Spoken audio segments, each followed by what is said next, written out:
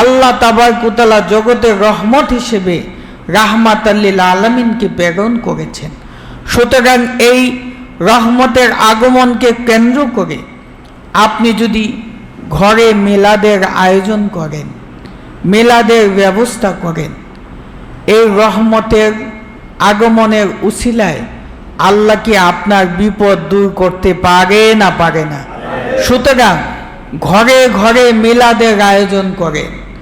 ঘরে ঘরে আপনি যদি মিলাদের আয়োজন করেন, আপনার অভাব দূর হবে, আপনার কামাই রুজিতে বরকত হবে, আপনার ঘরের অশান্তি দূর হবে, আপনি আল্লাহর রহমত লাভ করবেন।